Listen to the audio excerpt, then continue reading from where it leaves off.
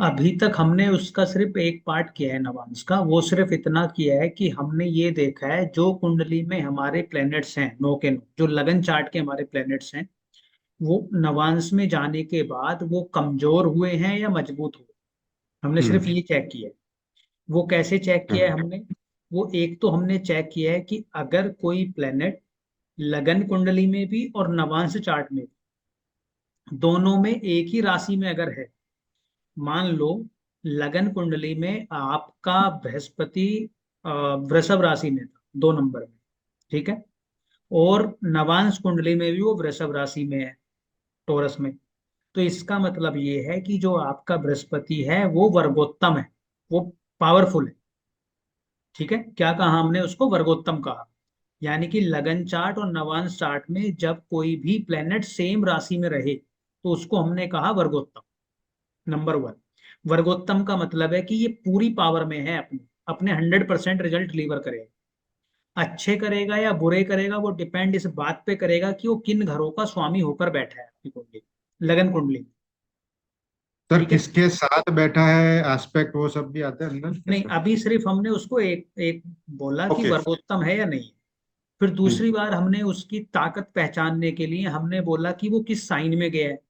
क्या वो friendly sign में गया है, एनिमी साइन में गया है, या किस साइन में गया है। उससे भी उसकी पावर पे जो है फर्क पड़ने वाला है। लेकिन अगर एनिमी साइन में होते हुए भी वो वर्गोत्तम है, जैसे मान लो आपका सैटर्न जो है मेष राशि में है, लगन कुंडली में तो नीच का है। अगर शनि आपका मेष राशि में है लगन कुंडली में, तो इसका मतलब क्या है कि वो नीच का है। लेकिन अगर नवांश कुंडली में भी वो मेष का ही रहा, इसका मतलब ये है कि वो कमजोर नहीं है आपका शनि, वो पावरफुल है। क्यों? क्योंकि वो वर्गोत्तम हो गया है। ठीक है।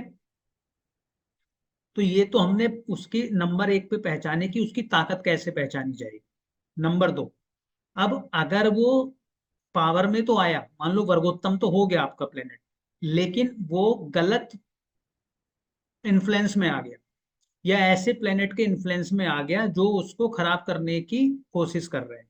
जैसे मान लो आपका वीनस, वो वर्गोत्तम हो गया।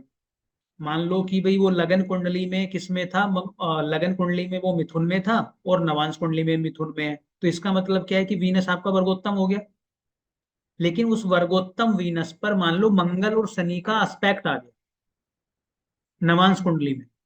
तो इसका मतलब ये है कि जो वीनस वर्गोत्तम आपको दिख रहा है जितना पावरफुल, उतना पावरफुल नहीं है, अब उसकी पावर कम हो गई। क्यों? क्योंकि वो उसको किसने दृष्ट कर दिया? उसने दो दो मैलिफिक प्लेनेट ने दृष्ट कर दिया, वो भी उन प्लेनेट ने कर दिया जो आप जो भी अगर एक साथ किसी घर को देखें या किसी प्लेनेट को देखें तो खराब करने का काम कर। ठीक है। इसी के साथ उसका प्लेसमेंट भी चेक कर लो कि कहीं वो प्लेनेट 6 8 12 में तो नहीं चला गया। अब मान लो इसी वीनस को, जो इस वीनस की मैं बात कर रहा था, वो मिथुन राशि में था आपके, वो 8वें घर में चला गया और मंगल शनि से दृष्ट भी हो गया। इसका मतलब ये है कि वो वीनस जो है बिल्कुल खराब हो चुका है, कोई बल नहीं है उसके अंदर। ठीक है। तो आपको अपने हर प्लेनेट की स्थिति चेक करने के लिए, उसकी पावर चेक करने के लिए एक बार नवांश में जाके चेक करना चाहिए। ठीक है, इतनी बात क्लियर है। अब इसका जो है ना यूज जो होता है, वो सबसे अच्छा यूज इसका होता है महादशा और अंतरदशा। किसमें होता है? महादशा और अंतरदशा। इसलिए आप एक कॉन्सेप्ट लिख लो जिसको हम बोलते हैं राशि तुल्य नवांश। क्या बोलते हैं? राशि तुल्य नवांश। राशि तुल्य नवांश का मतलब क्या है? राशि तुल्य नवांश का ये मतलब है कि आपकी जिस भी लगन की कुंडली है, आपकी जिस भी लगन की कुंडली है, मान लेते हैं कि आपकी कर्क लगन की कुंडली है। ठीक है, कर्क लगन की कुंडली है, यानी कि आपका जो D1 चार्ट है वो कर्क लगन है। जब हमने उसका नवांश बनाया तो नवांश बना उसको मान लो तुला लगन का। किसी भी लगन का बन सकता है नवांश, 12 में से तो वो बन गया तुला लगन का। अब तुला लगन का जब आपका नवांश बना तो उसमें प्लेनेट बैठे किसी न किसी राशियों में, किन्हीं ना हम्म। किन्हीं राशियों में प्लेनेट बैठे होंगे। तो उन प्लेनेट को उन्हीं राशियों में रहने दो, लेकिन उसको रोटेट कर लो कर्क लगन के लिए। किसके लिए रोटेट कर लो? कर्क लगन के लिए। आप एग्जाम्पल समझ लो, आप इस बात का, मैं एक कुंडली लगा देता हूं आपके लिए। बताइए किसकी कुंडली लगाऊं? सुनील जी आपकी लगा दूं? जी सर, लगा दीजिए। तो गुड सबसे सर। पहले गुड इवनिंग जया जी, आप लेट हो गए। सर, अब आवाज ब्रेक हो रही है आपकी।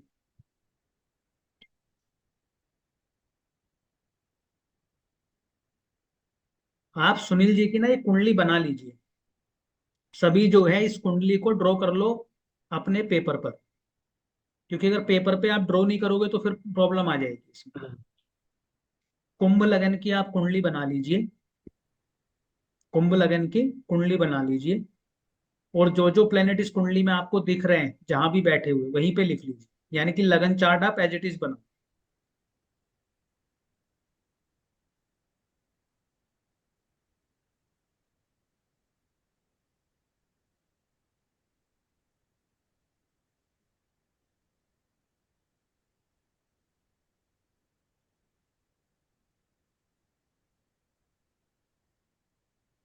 बना लिया?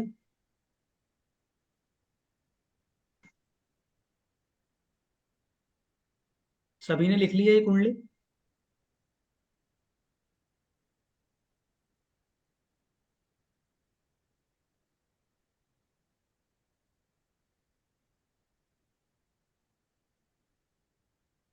अब इसकी नवांश कुंडली बना दूं मैं एक बार, अगर आपने ये बना ली हो तो?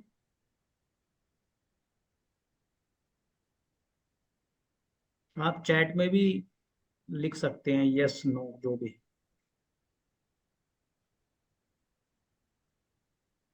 बना लीजिए। बना लिए? अब मैं इसकी नवांश कुंडली बनाता हूँ, आप उस कुंडली को भी एज इट इज बना लीजिए, नवांश कुंडली को भी। इस कुंडली को भी जैसे ही कुंडली आपको दिख रही है इसको एज इट इज बना लीजिए। नवांश कुंडली लिख लेना, नवांश कुंडली। पहली लगन कुंडली, दूसरी नवांश कुंडली, इसको भी बना लीजिए एज इट इज। सर मैं ज्वाइन नहीं कर पा रही थी सर, 3-4 बार हो गया मेरा लॉग इन लॉग आउट, पता नहीं क्या हो रहा था नेटवर्क। अच्छा कोई बात नहीं, आप लगन कुंडली बना लिया आपने इनकी? क्या कर रहे हैं सर नवांश? नवांश ही कर रहे हैं। लगन कुंडली बना लिया आपने जो इससे पहले दिख रही थी स्क्रीन पर? जय जी। जय और जी। ये नवांश कुंडली बना ली सभी ने, जो सामने इस समय स्क्रीन पर दिख रही है? 1 मिनट सर, बन रही है। जब बना लेंगे तो आप, आपकी स्क्रीन पे ना उसका भी साइन आता होगा, ये थम्स अप वाला, वो भी कर सकते हैं आप। और नहीं आता है तो यस और नो कुछ भी लिख सकते हैं चैट में। हाँ ये ठीक है, स्वाति ने बना ली है।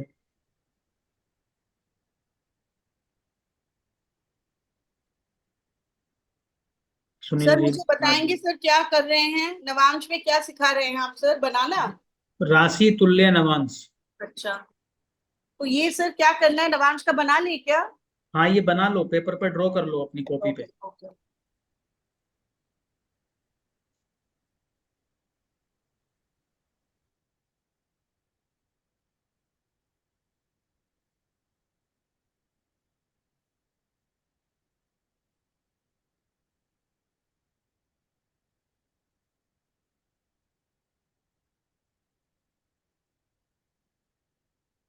बना लिया?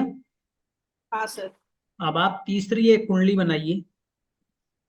एक तीसरी कुंडली बनाइए जो होगी कुंभ लगन की, जो इनकी सुनील जी की क्या थी, D1 चार्ट। प्लेनेट मत लिखना, सिर्फ कुंभ लगन की कुंडली बनानी है, वो प्लेनेट कोई नहीं लिखना है उसने उसमें, सिर्फ आपको चार्ट ड्रॉ करना है कुंभ लगन। सर ये D1 बन रहा है क्या? हम्म। अभी D1 बनवा रहे हैं क्या? नहीं नहीं, D1 बनवा चुका पहले। या कोई बात नहीं, D1 आपने बता दीजिए D1 एक नहीं बार। बनाया है कोई बात नहीं, आपने D1 नहीं बनाया है कोई बात नहीं, नवांसा बनाइए। नवांसा बना लिया ना आपने? हाँ जी। हाँ ठीक है, अब आप अगली कुंडली बनाइए। उसका आप हेडिंग लिख सकते हैं राशि तुल्य नवांश। राशि तुल्य नवांश। कुंभ लगन का आप चार्ट ड्रॉ कर लीजिए, उसमें किसी भी प्लेनेट का नाम नहीं लिखना है, सिर्फ आपको कुंभ लगन की, मतलब कुंभ राशि की वो बना लेनी कुंडली। बना ली आपने? Yes sir. पहले घर में 11 लिख दिया, 12, 1, 2, 3 इस प्रकार से। अब आप ये चेक करो कि नवांश के अंदर कुंभ राशि में क्या कोई प्लेनेट है? नो। नहीं है। कौन सी में है? कर्क में है। यस, कर्क केतु एंड कर्क। जुपिटर। तो अब जहां पर भी कर्क राशि आ रही है इस कुंभ लगन में, वहां पर आप लिख दीजिए गुरु और केतु।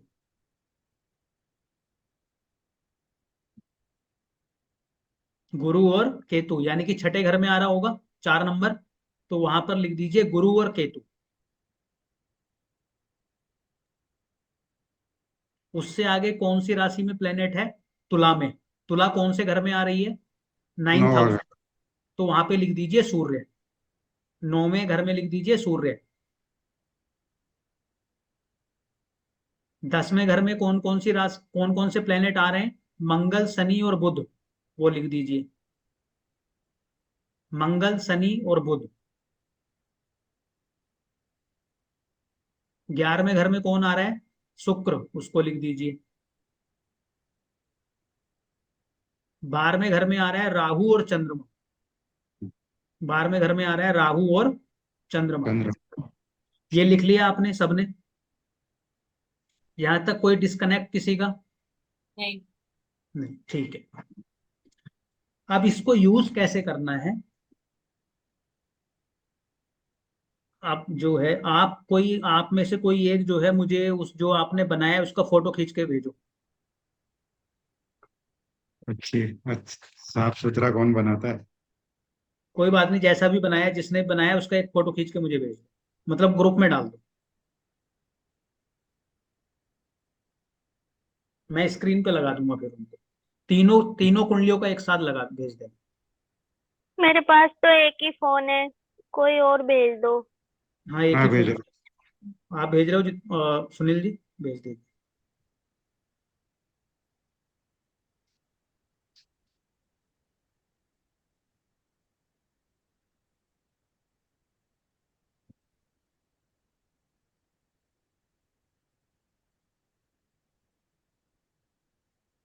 ठीक हाँ है। नीट नहीं रहेगा, देखो। ठीक है, इतना साफ तो बहुत है।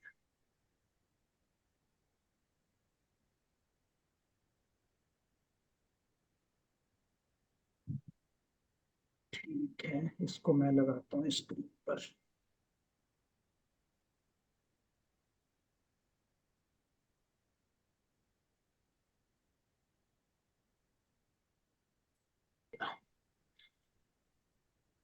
ठीक है, ये दिख रहा है अब आप सब लोगों को? हाँ जी। ठीक है। तो इसमें इनकी जो D1 चार्ट है वो है कुंभ लगन की, जो सबसे पहला वाला चार्ट। नवांश कुंडली है इनकी दूसरे नंबर पे, और राशि तुल्य नवांश है तीसरे नंबर। राशि तुल्य नवांश का मतलब ये है कि हमने नवांश कुंडली को, जो इनका लगन था, उसके हिसाब से हमने उसको सेट कर लिया, यानी कि रोटेट कर लिया। यानी कि इस नवांश कुंडली का हमने लगन कुंभ लगन ही बना दिया। ठीक है। अब होगा क्या, इनकी कुंडली में जब आप महादशा या अंतरदशा के रिजल्ट देखोगे, तो वो उनको उन घरों के रिजल्ट मिलेंगे जो इस राशि तुल्य नवांश में जहां पर वो प्लेनेट गया होगा।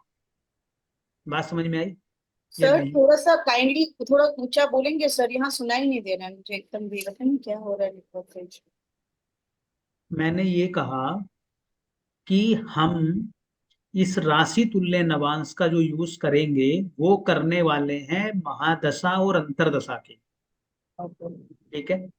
अब मान लीजिए कि जैसे इनकी कुंडली में सूर्य की महादशा चल रही है, ठीक है, सुनील जी, सूर्य की चल रही है। जी। ठीक है। अब सूर्य अगर आप लगन कुंडली में देखोगे तो इनका बैठा है 10th हाउस में। 10th हाउस में ही ना सूर्य आपका, लिखा है आपने कि नहीं हम्म। लिखा? कौन सा लिखा है इसमें? मरकरी, हाँ जुपिटर, लिखा है। वीनस। सन लिखा है ना, SU। जुपिटर, मर्क्यूरी, वीनस और सन। अच्छा हाँ है। ठीक है, जो भी है लिखा हुआ है इसमें, आप मान लो कि सन है इनका 10th हाउस। लिखा हुआ है। हाँ। तो अब इस कुंडली को देखने में ऐसा लग रहा है कि जब सूर्य की महादशा आएगी तो इनको रिजल्ट देगी वो 10th हाउस के, क्योंकि जहां पर वो बैठा है वहां के, और जहां का वो लॉर्ड होके बैठा है वहां के। तो लॉर्ड कहाँ का होके बैठा है? वो 7th हाउस का। तो 7th हाउस का पत्नी के जुड़े हुए रिजल्ट होंगे या बिजनेस से जुड़े हुए रिजल्ट होंगे? यही होगा। ठीक है जी। अब जब हम नवांश कुंडली में गए तो हमने नवांश कुंडली में दो चीजें नोटिस करी। एक तो जो इनका सूर्य यहाँ पर मित्र राशि में दिख रहा था वृश्चिक में, वो जाके वो चला गया है तुला में। तो यानी कि वो हो गया है नीच का प्लेनेट। तो यानी कि उसने अपना बल खो दिया है। जितना बलशाली वो यहाँ पर था उससे कमजोर पड़ गया है नवांश कुंडली में। पहली बात तो ये हमें समझ में आई। दूसरी बात हमें ये समझनी है कि अब ये रिजल्ट कहाँ के देगा। क्या ये सारे रिजल्ट 10वें घर के देगा या ये रिजल्ट 9वें घर के देगा। तो इस कुंडली के हिसाब से तो ऐसा लग रहा है कि भाई 10वें के दे दे तो भी अच्छा है, 9वें के दे दे तो भी अच्छा है। 9वां हमारा भाग्य है, 10वां हमारा कर्म है। लेकिन इस कुंडली में ये जो ज्यादा रिजल्ट देने वाला है आपको, या पूर्ण रिजल्ट जो देने वाला है वो देने वाला है 9th हाउस। 9th हाउस के रिजल्ट क्या मिलेंगे अब आपको। 9th हाउस के रिजल्ट अब आपको ये मिलेंगे कि जो भी आप कार्य करेंगे जीवन में, जो भी कार्य करेंगे उसमें भाग्य आपको सपोर्ट करे। क्यों? क्योंकि भाग्य भाव में कौन बैठा है? सूर्य बैठा है। तो अब आपके भाग्य को नवांश कुंडली के हिसाब से गवर्न कौन कर रहा है? सूर्य कर रहा है। कौन कर रहा है? सूर्य। सन। ठीक है। अब अगर आप सूर्य से जुड़ा हुआ कोई भी कार्य करते हैं तो उसमें भाग्य आपको फुल सपोर्ट करेगा। हम यही कह रहे हैं ना। एक तो हमने कहा कि आप जो भी कार्य करेंगे, तो चूंकि सूर्य की महादशा चल रही है और सूर्य कहाँ बैठा है? आपके 9th हाउस में। तो जिस भी घर में जो प्लेनेट बैठा है सबसे पहले तो वो उसी घर के रिजल्ट देगा। जिस भी घर में जो प्लेनेट बैठा है पहले तो उसी घर के रिजल्ट देगा, क्योंकि वो बैठा वहां पर है। तो ये 9th हाउस के रिजल्ट देगा। दूसरी बात, ये और कौन से घर के रिजल्ट देगा? ये सप्तम हाउस के देगा। तो सप्तम हाउस में क्या है? आपका बिजनेस है। सप्तम हाउस में क्या है? आपकी पत्नी है। यही है। और 9th हाउस क्या है? 9th हाउस आपके धर्म का है, 9th हाउस आपके भाग्य का है, 9th हाउस आपके पिता का है, 9th हाउस आपकी ट्रैवलिंग का है। तो इन दोनों चीजों से जुड़ी हुई बातें इनके जीवन में अब एक्टिव हो गई। कितने साल के लिए एक्टिव हो गई हैं? जितने सूर्य की महादशा है। कौन बताएगा सूर्य की महादशा कितने साल रहती है? 6 साल। कितने साल? 6 साल। 6 साल। 6 साल अब इनको सूर्य के रिजल्ट मिलने वाले। अब इस सूर्य के अंदर जो अंतर आएगा सबसे पहले वो तो सूर्य का ही आएगा। सूर्य के बाद दूसरा अंतर किसका आएगा? याद है आपको? सीक्वेंस याद है कि भूल गए? फिर के बाद मून। चंद्रमा। मून। चंद्रमा आएगा। अब ये इंटरेस्टिंग होगा इनका। अब ये क्या होने वाला है? इंटरेस्टिंग होने वाला है। क्यों इंटरेस्टिंग होने वाला है? क्योंकि सूर्य के अंदर अब चंद्रमा आएगा। और चंद्रमा कौन से घर में बैठा है? 12वें घर में। और किसके साथ बैठा है? राहु। रा- और किससे दृष्ट होके बैठा है? सैटर्न। जुपिटर। सैटर्न सैटर्न से। से। तो यानी कि इस चंद्रमा की तो बैंड बजी हुई है। हम्म। तो यानी कि ये जो टाइम होगा जब सूर्य में चंद्रमा चलेगा वो इनको मानसिक रूप से काफी ज्यादा परेशान करने वाला होगा। पहली बार स्टार्ट हुआ है कि नहीं हुआ अभी? चंद्रमा तो चला गया ना सर, वो पीरियड तो। अच्छा, तो रुको ना, फिर आप महादशा भी लगाओ ना साथ में। अब वो लगाएंगे कोरोना कैसे? वगैरह हुआ था, फिर मैंने बोला था उस शहर में थोड़े रुको नुकसान हो रुको। गया था, तो हाँ, शायद रुको उसी रुको टाइम। रुको रुको रुको रुको। आप टाइम भी लिख लो, मैं टाइम बताता हूँ ना। लिखो जी, इनकी महादशा जो सामने लिख रही है इसको नोट कर लो आप एक बार अपनी उसी पेपर पे जहां पे आपने बनाया था ना, उसी पेपर पे नोट कर लो। सूर्य की महादशा इनकी स्टार्ट हुई 24 मई 2020 से। इसको आप समझ लेना अच्छे से, तो आप बहुत सही से आप प्रेडिक्ट कर पाओगे कि किस प्रकार का रिजल्ट आने वाला। लाइव है, यही कंफर्म करेंगे सुनील जी की किस प्रकार के रिजल्ट मिलेंगे।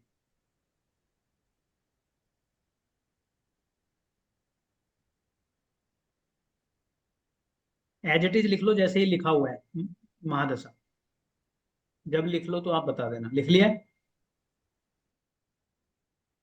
और 20 से 24 ही हुआ है अभी, तो 4 साल के इवेंट तो आई थिंक सुनील जी को याद ही है। हम्म। लिख लिया?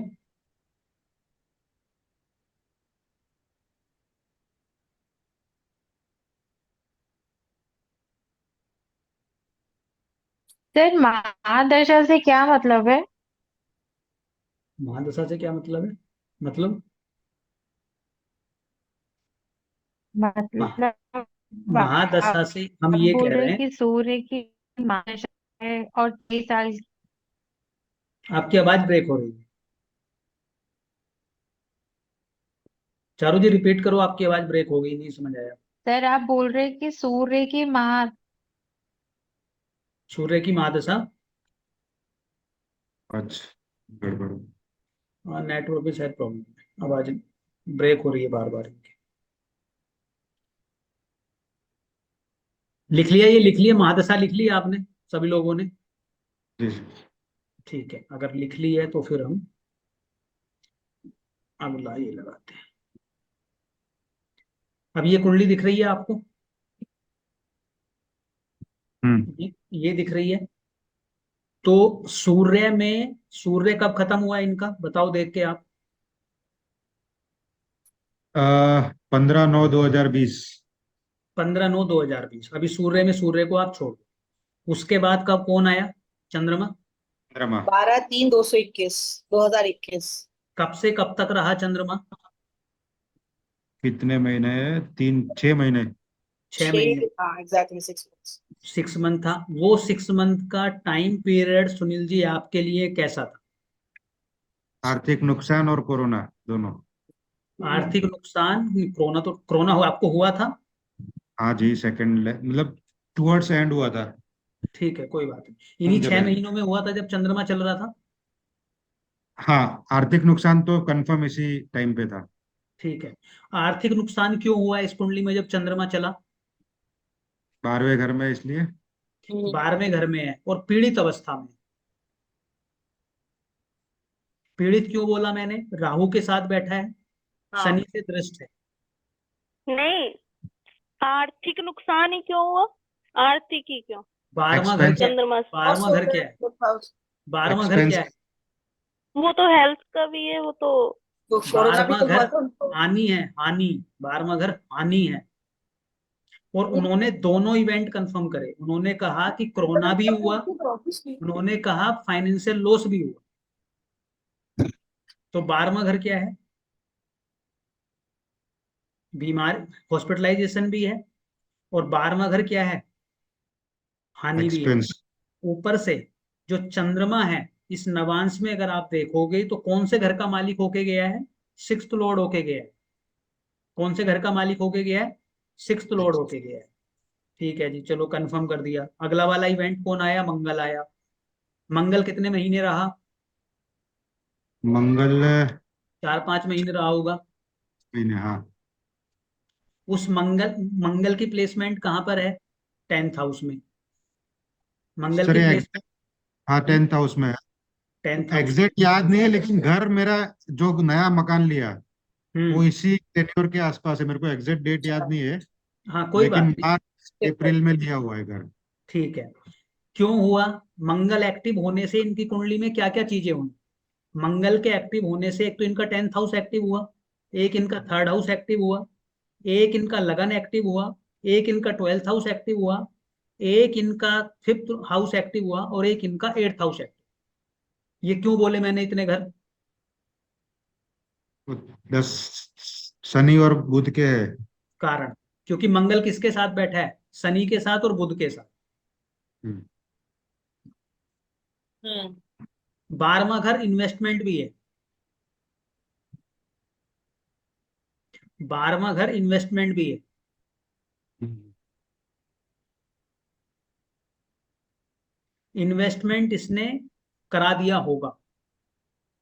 सर लेकिन ये घर से रिलेटेड तो 4th हाउस भी होगा ना सर? हाँ, 4th हाउस भी होगा, लेकिन ये उस घर में गए नहीं होंगे उस समय। अ, इन्होंने इन्वेस्टमेंट किया हो। नहीं, मैं मतलब मैं शिफ्ट हुआ था यहाँ पे अप्रैल में, लगभग अप्रैल में शिफ्ट हुआ था। हाँ, अप्रैल 2000। ये कब खत्म हुआ? ये मार्च खत्म हुआ, 2021 7वें महीने में। उसके बाद किसकी महादशा आई? राहु की। राहु की। राहु कहाँ बैठा है आपका? 12वें घर में। 12वें घर में। किसके साथ है? चंद्रमा के साथ। चंद्रमा के साथ। जब हमें कोई प्लेस चेंज करना होता है तो चेंज का कौन सा घर है हमारे? राहु। घर। राहु भी है और 12वां घर भी है।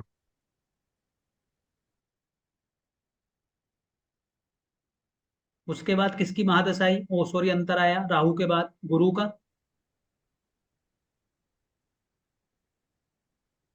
सुनील जी है क्या, गायब हो गए?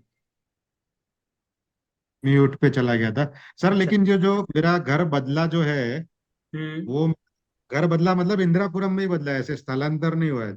हाँ घर कोई बदला। बात नहीं, घर तो तो बदल वो गया, मेरा ठीक है। हुआ है मार्च की अंतरदशा में। मंगल की। हाँ, मंगल की। ठीक है, मंगल में बदल सकता है। और खरीदा भी उसमें, खरीद के तुरंत, मतलब मंगल कारक क्यों भी है क्यों बदल सकता है? या तो 12वें घर से चेंज आएगा या तीसरे घर से चेंज आएगा। तो ये तीसरा घर का है ना। हाँ तो उसने सही रिजल्ट दे दिया आपको। गुरु में क्या मिला आपको? गुरु कहाँ बैठा है इस कुंडली में? गुरु छठे घर में है। छठे घर में। नौकरी के लिए कैसा होना चाहिए? अच्छा होना चाहिए सर। तो आप ही बताओ। हाँ, ये टाइम तो काफी अच्छा ही रहा है मेरा, मतलब नौकरी में अभी तक तो दिक्कत नहीं आई है 2020 से लेके। इस पीरियड में क्या कोई आपको और कुछ फाइनेंशियल गेन्स हुए? नहीं, ऐसा कुछ स्पेशल तो नहीं है सर, मतलब ठीक है, इंसेंटिव वगैरह ठीक ठाक मिले थे सब, वो है, बाकी हाँ तो। ठीक है, इंसेंटिव भी फाइनेंशियल गेन्स ही तो होते हैं, और क्या होता है भाई? कौन से घर का स्वामी होके बैठा है? 11th लॉर्ड का और सेकंड लॉर्ड का स्वामी है, छठे घर में बैठा है, नौकरी के घर में बैठा है, तो अच्छा करेगा कि नहीं करेगा गुरु? अगली बार अगर आगे कौन आया? शनि। शनि चल रहा है कि खत्म, अभी खत्म हो गया? खत्म हो गया सर मार्च में। ठीक है, शनि कौन से घर में बैठा है? 10वें। 10वें घर में बैठा है, वो भी ठीक है, लग्नेश होके बैठा है, क्या उससे कुछ प्रॉब्लम होनी चाहिए? 10वें सर, 12वें का भी मालिक है ना वो, तो कुछ। हाँ 12वें का भी है तो ट्रैवलिंग दे देगा, थोड़े बहुत खर्चे करवाएगा, मंगल को भी एक्टिव करेगा तो फिर अगेन थर्ड हाउस को एक्टिव कर देगा, लेकिन 10th को भी एक्टिव कर रहा हम्म। है। अगला कौन है जो चल अगला रहा है? है, कौन चल रहा, कौन सा रहा बुध का चल रहा है सर अभी। है? बुध का चल रहा है। कब से स्टार्ट हुआ है? मार्च। मार्च अप्रैल से, मार्च मिड से चालू हुआ है। मार्च 2024 से। हाँ। ज्योतिष कब से सीखना स्टार्ट किया है आपने? अप्रैल से चालू किया ना सर, कौन सा महीना था मुझे भी याद नहीं। हाँ हाँ, अप्रैल से। कौन कौन से घरों का मालिक होके बैठा है बुध? 5वां और 8वां। क्या सीख रहे हो आप? ज्योतिष। 8वां घर। कल। हम्म। एजुकेशन भी है तो 5th हम्म, हाउस भी है, दोनों इन्वॉल्व हो गए। जी। बुध के बाद कौन आएगा? शुक्र। उसके बाद शुक्र आएगा। केतु आएगा ना सर, केतु के हाँ बाद शुक्र। केतु। तो केतु स्टार्ट हो गया है कि नहीं हुआ अभी? केतु नहीं ना, 2025 तक बुध है, पहले महीने तक। अपना ठीक। कोर्स खत्म होगा उससे ऑलमोस्ट, मतलब ठीक है, नवंबर तक तो केतु खींचेगा। केतु आएगा तो कैसा चलेगा? केतु तो सर अभी। अब फ्यूचर की बात करो ना, अभी तक तो हो गया, कंफर्म हो गया इवेंट, अब फ्यूचर की बताओ, इसी इसी लॉजिक के हिसाब से अब केतु आ जाएगा तो केतु क्या करेगा? सर जॉब में प्रॉस्पेक्ट्स करेगा। केतु के आते ही 6th हाउस एक्टिव होगा और गुरु एक्टिव होगा। गुरु के एक्टिव होते ही आपका 11th हाउस और सेकंड हाउस एक्टिव होगा। फाइनेंशियल गेन्स आपके कराएगा, सेविंग आपकी बढ़ाएगा, छठे घर को अच्छा करेगा, मतलब जॉब अच्छी रहने वाली है, इंसेंटिव आपके बढ़ने वाले। और उसके बाद क्या आएगा? शुक्र आएगा फिर। शुक्र। वो क्या करेगा? 11th हाउस में बैठा है। कौन कौन से करेगा। घरों का मालिक होके बैठा है? सेकंड फोर्थ लॉर्ड का और नाइन्थ हाउस का, अच्छा करेगा। हाँ वो भी अच्छा है। खुश हो जाइए। सूर्य के बाद किसकी महादशा आएगी? सूर्य के बाद आएगी बुध की, चंद्रमा की। मून मून चंद्रमा चंद्रमा। की। उस चंद्रमा के कितने साल की आएगी? 10 साल की। 10 साल। उसमें केयरफुल रहना। मून मारवे में इसलिए ना। हाँ 12वें में है और छठे घर का स्वामी होके बैठा है, तो इसमें आपको अपने 12वें घर को अलाइन करना मैंडेटरी है। या तो इन्वेस्टमेंट या हॉस्पिटल में कुछ ना कुछ आपको वॉलेंटियर करना मैंडेटरी हो जाएगा, या फिर दूर चले जाओ। अगर आप 12वें घर को अलाइन नहीं करोगे तो ये जरूरत से ज्यादा फाइनेंशियल लॉस या तो दे सकता है या आपको स्ट्रेस दे सकता और है। मतलब 7.5 भी है साथ साथ में। 7.5 भी है, तो बी केयरफुल, जो भी डिसीजन लोगे सोच समझ के लो। तो मतलब मई 2026 से लेके जो चंद्रमा की अंतर्दशा है वो सबसे घातक रह सकती हाँ, है वो मतलब। सबसे घातक रहेगी। फिर चंद्रमा में मंगल आ जाएगा तो फिर थोड़ा बेहतर रहेगा, लेकिन फिर भी अभी भाग्य सपोर्ट कर रहा है सूर्य के केस में, उस समय पर वो सब चंद्रमा आ जाएगा तो केयरफुल रहने की जरूरत पड़ेगी वहां पर। किसकी कुंडली पे सर अगला एक्सपेरिमेंट किया जाए? सर मुझे एक चीज बताइए।